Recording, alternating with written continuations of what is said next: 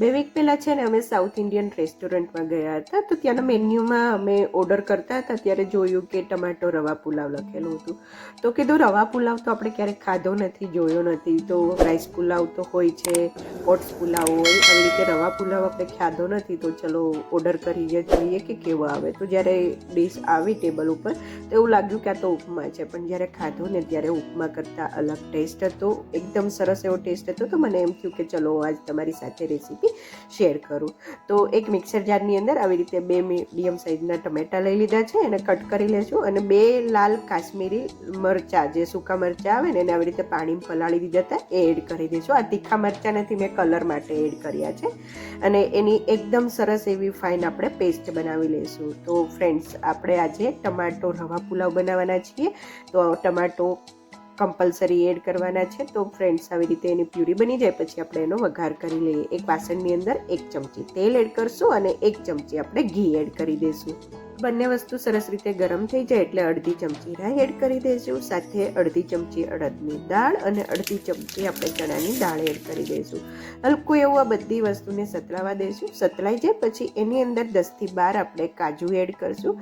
જો તમારી પાસે કાજુ ના હોય તો તમે શેંગદાણા પણ એડ કરી શકો છો, પણ આનાથી ખૂબ જ સરસ એવો પુલાવનો ટેસ્ટ આવે છે.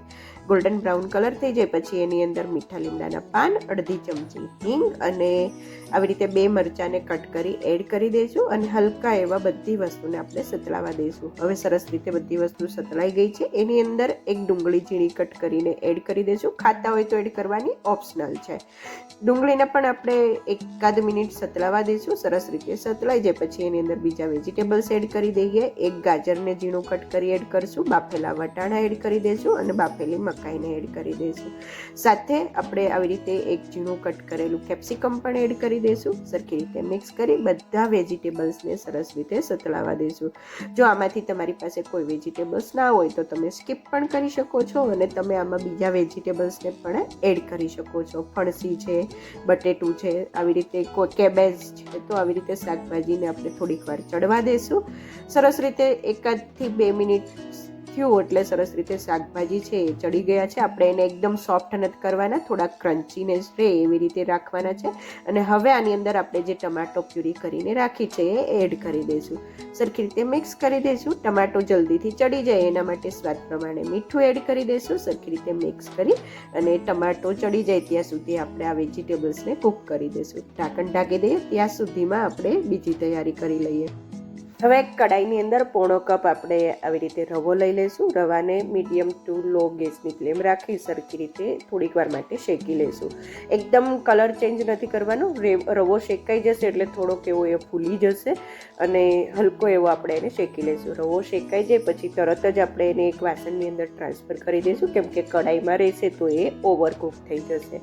સરસ રીતે રવો શેકાઈ ગયો છે. બીજી બાજુ આપણા વેજીટેબલ્સ પણ સરસ રીતે ચડી ગયા છે. ટમાટો પ્યુરી જે આપણે એડ કરી હતી એ પણ સરસ રીતે કૂક થઈ ગઈ છે.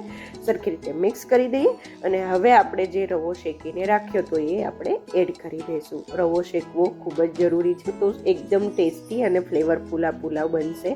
તો ફ્રેન્ડ્સ, સરખી રીતે રવાને શાકભાજી સાથે મિક્સ કરી દઈએ અને હવે આની અંદર આપણે 1/4 કપ જેટલું પાણી એડ કરી દઈશું.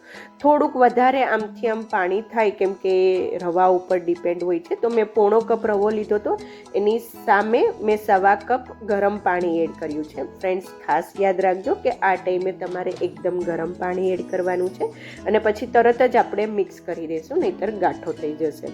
તો સરખી રીતે મિક્સ કરી દઈએ. ઢાંકણ ઢાંકી 1 થી 2 મિનિટ આ પુલાવને આપણે સરસ રીતે કૂક થવા દઈશું. ધીમા ગેસે કરવાનું છે, નહીંતર નીચે બેસી જશે. ત્યાં સુધીમાં આપણે એક સરસ મજાની ચટણી બનાવી લઈએ. તો એક પેનની અંદર 1 ચમચી તેલ એડ કરશું અને 2 ચમચી જેટલા શિંગદાણા એડ કરી સરસ રીતે શિંગદાણાને આપણે શેકી લઈશું. શીંગ સરસ રીતે શેકાઈ ગઈ છે. હવે આની અંદર આપણે 1 થી 2 ચમચી જેટલા દાળિયાના દાણા એડ કરી દઈશું. સાથે આપણે 2 ચમચી જેટલું લીલું નાળિયેર, 2 મરચાંના કટકા એડ કરી દઈશું અને 1 ટુકડો આપણે આંબલીનો એડ કરી દઈશું. આનાથી ખૂબ સરસ એવી ટેસ્ટી બને છે. 1 ચમચી જેટલા મેં ફુદીનાના સૂકા પાન લીધા છે. જો તમારી પાસે ફ્રેશ ફુદીનો હોય તો તમે એ પણ એડ કરી શકો છો. સાથે 2 ચમચી જેટલી જેની સમારેલી કોથમીર એડ કરી દઈશું. સરખી રીતે મિક્સ કરી બધી વસ્તુને આપણે 30 થી 40 સેકન્ડ જ શેકાવાનું છે, નહીંતર કોથમીર અને ફુદીનો છે એ બળી જશે. અને ફ્રેશ ફુદીનાથી તો આ ચટણી ખૂબ જ ટેસ્ટી એવી લાગે છે. સરસ રીતે બધી વસ્તુ શેકાઈ ગઈ છે. હવે એક મિક્સર જારની અંદર આપણે ટ્રાન્સફર કરી અને આને એક સરસ એવી સ્મૂધ આપણે એને પીસી લેશું. તો ફ્રેન્ડ્સ, આ ચટણી છે એ રવા પુલાવ જોડે ખૂબ જ ટેસ્ટી એવી લાગે છે અને જરૂર પ્રમાણે થોડુંક આપણે એની અંદર પાણી એડ કરી દઈશું અને એકદમ સરસ એવી સ્મૂધ આપણે આ ચટણીને પીસવાની છે. તો ફ્રેન્ડ, ખૂબ જ ટેસ્ટી એવી આ ચટણી બને છે. કોઈ પણ બીજી વસ્તુ એડ કરવાની જરૂર નથી. હા ફ્રેન્ડ્સ, હું આમાં છે ને મીઠું એડ કરતાં ભૂલી ગઈ હતી, એટલે સ્વાદ પ્રમાણે થોડુંક મીઠું એડ કરી દઈએ. ફરીથી ઢાંકણ બંધ કરી અને એકદમ ફાઇન આપણે પેસ્ટ બનાવી લઈએ. જરૂર પડે તો તમારી ચોઈસ પ્રમાણે કેટલી ઘટ રાખવી છે એ પ્રમાણે પાણી એડ કરવાનું. તો મને આટલી થીક જોઈએ છે, તો આ મારી માટે ચટણી છે એકદમ પરફેક્ટ છે. એક બાઉલની અંદર ટ્રાન્સફર કરી અને ફટાફટ એમાં એક તડકો કરી લઈએ. તો એના માટે મેં અડધી ચમચી જેટલું છે એ તેલ એડ કર્યું છે.